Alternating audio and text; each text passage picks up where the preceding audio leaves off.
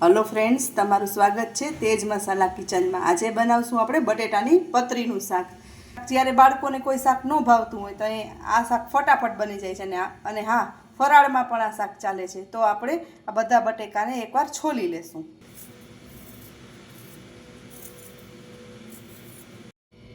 તો આપણા આ બધા બટેટા છોલાઈ ગયા છે। હવે હું એને આવી એક ખમણી લઈ અને હું એને ખમણી નાખીશ આ રીતે આમ।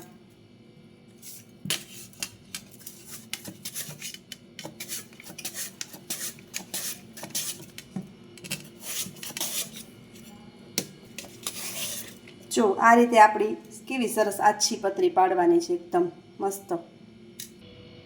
તો આપણે આ બધા બટેકા ખમણી લીધા છે ને આ રીતની ચિપ્સ તૈયાર કરી લીધી છે। હવે આપણે આનો વઘાર આપીશું।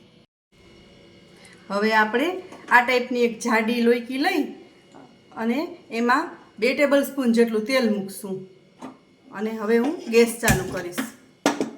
તેલ બરાબર થઈ જાય પછી એમાં આપણે જીરું એડ કરશું।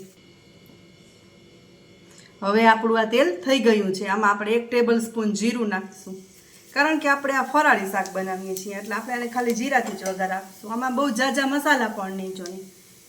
હવે આપણે આમાં આ પતરી બધી એડ કરી દઈશું।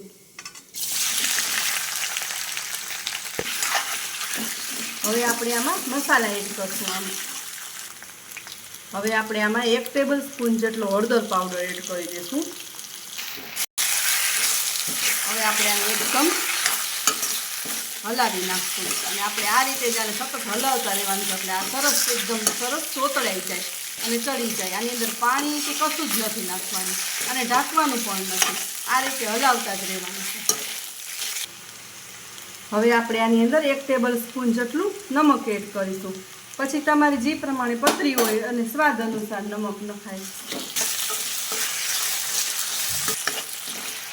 આ રીતે સતત હલાવતા રહેવાથી જો આ રીતે બ્રાઉન થવા માંડી છે એટલે આ ચડી ગયું છે આપણું ચિપ્સનું શાક। હવે ચડી જવા આવ્યું છે। જ્યારે આ શાક ચડી જવા આવે ને ત્યારે જ મરચાં પાવડર એડ કરાય, નહીંતર શું થશે, આપણે ભેગો કરી દઈશું તો એનો કલર કાળો પડી જશે, પણ જો આપણે પછી ચડી ગયા પછી કરશું તો એનો કલર તેજ રહેશે। 1 ચમચી જેટલો આપણે મરચાં પાવડર એડ કરો। હવે આપણે આ પતરીનું શાક કમ્પ્લીટ થઈ ગયું છે તો આપણે એમાં થોડું ધાણા જીરું પાવડર અને થોડો ગરમ મસાલો એડ કરી દઈશું, લગભગ 5 ટેબલ સ્પૂન જેટલો। હવે આપણી પતરીનું શાક કમ્પ્લીટ થઈ ગયું છે। હવે આપણે આને એક ડીશમાં સર્વિંગ કરશું। તો કમ્પ્લીટ છે આપણી બટેટાની પતરીનું શાક। હવે આપણે આમાં થોડી કોથમીરીથી સર્વ કરશું। તો તમને કેવું લાગ્યું આ બટેકાની પતરીનું શાક?